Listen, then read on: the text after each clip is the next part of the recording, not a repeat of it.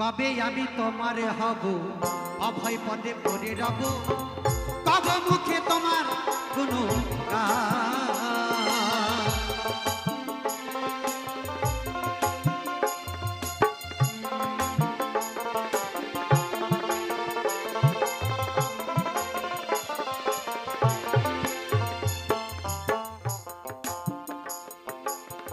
তোমার নামে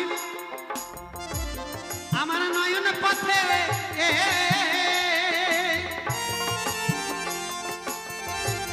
কখনো ধারা জ্বলবে অবিরাম কব মুখে তোমার বলুন